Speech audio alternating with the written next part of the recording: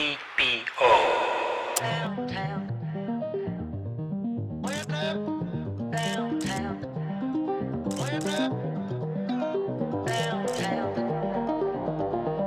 Cambarellus patzcuarensis. Orange. CPO. Otherwise known as the dwarf Mexican crayfish. That is the main character of our video for today. I'm going to build a shallow tank for these really great small creatures, so small underwater creatures. Welcome to the beautiful world of Aquascape.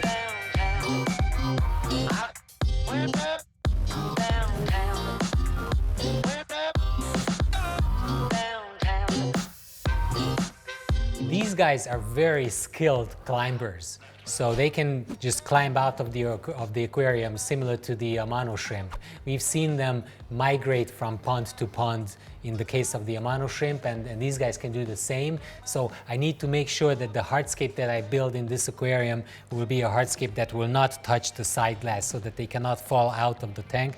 The second thing that we need to take care of layout-wise is that these guys like to hide. Why? Because they're molting, as all shrimp do. And when they're molting, their exoskeleton will not harden immediately, which means that they will become prey for other fish or other predators. So they know this, they sense this, so they like to hide. So in this tank we will introduce 5, maybe 6 crayfish, and most of the time you will probably see 1 or 2 of them. These little guys, these little crayfish have really attractive colors. The most popular one, or the most widespread one, is the orange one, the one that we're gonna use today. And they have these marbled patterns sometimes, and they can grow like 5 centimeters, which is probably 2 inches maximum size. These crayfish are a lot less aggressive. Oh, but I'm gonna talk about this later in the video. I'm gonna start building now. Stay tuned.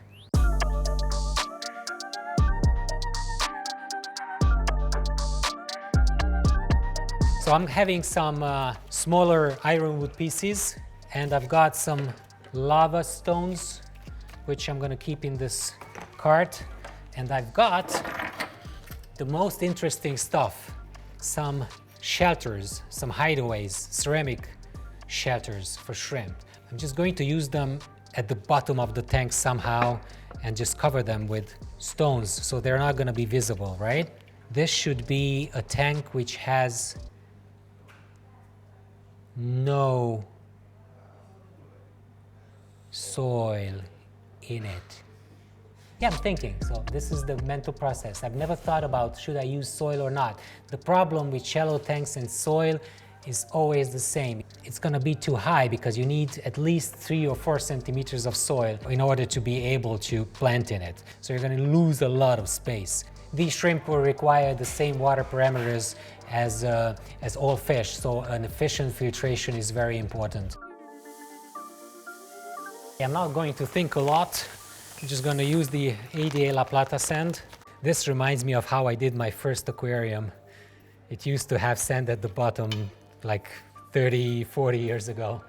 It was the same. The difference is that I stopped here. So I was ready with the aquarium so the fish could just go in, right? Anybody who did that in their childhood knows what I'm talking about.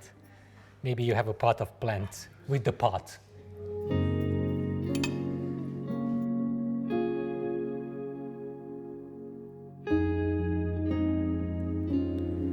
I'm going to use the biggest hideaway right here.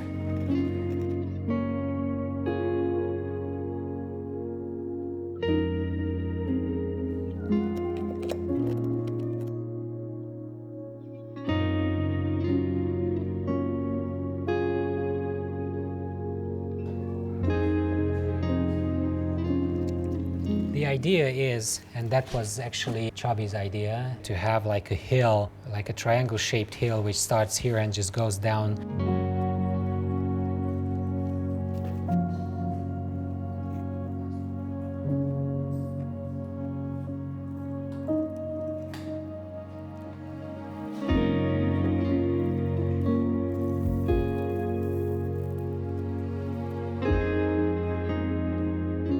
Here comes the liquid superglue paper towel combination. So I'm going to add some paper towel in between the cracks here and there. I want to fix this whole structure together.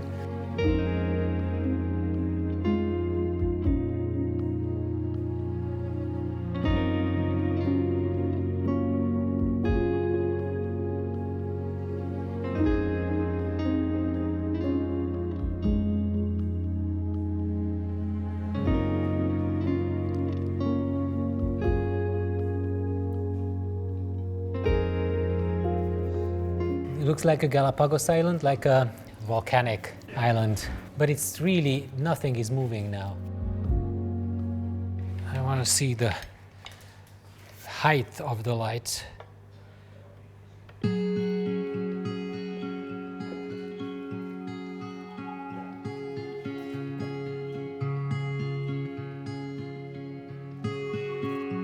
It's fine, because then we have the ABC triangle composition, huh?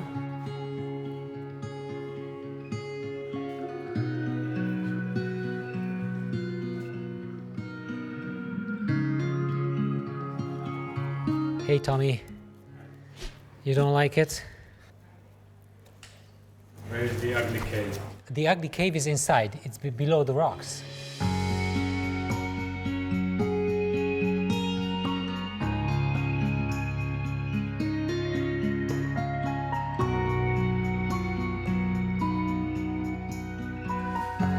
Planting time. Okay, so let's have some Anubias, some Bucephalandras. So I've got the biggest Anubias, the Nana Gold. This guy will start the line from this point, and then we'll continue with the regular Anubias Nana Bonsai.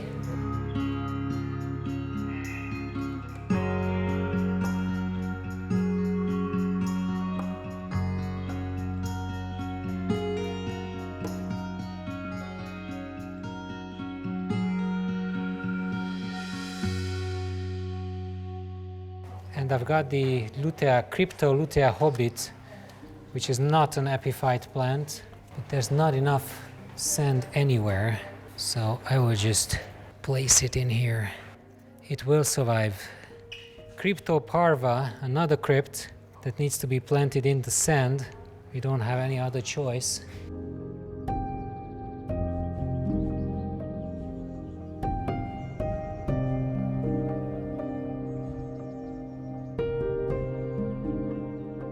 And then we've got some Bucephalandras, epiphyte plants. Oops, I don't know if Bucephalandra can live outside the water. It's halfway, so hopefully yes. Do we need more?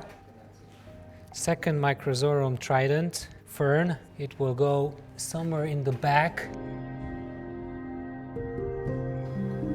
Hide away, hide away, hide away, hide away. I don't want to overcomplicate things. Maybe a very small one here, this small coin leaf busa.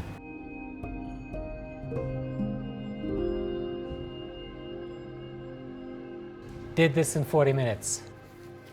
Gloves off, the tank is ready, and now some details.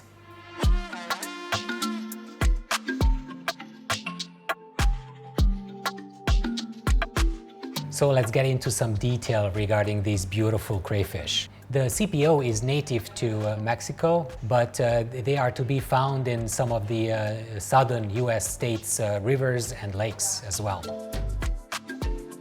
These guys were originally bred by Juan Carlos Merino in the Netherlands, and they were first sold in Germany. They like to hide, but during the night, when the fish are actually swimming near the bottom of the aquarium, they will share the same habitat with these crayfish, so that the claws can actually damage the fins of the fish. So I would not recommend using them, especially in smaller tanks. You could probably use them in bigger tanks where there are many fish and many places to hide, but in a small aquarium, I would just keep themselves. I would just keep them alone without any other fish or shrimp.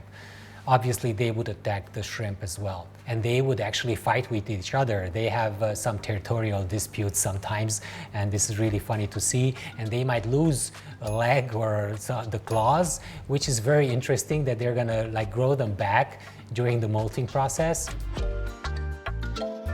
These crayfish are relatively hardy, so it's a good choice for beginners.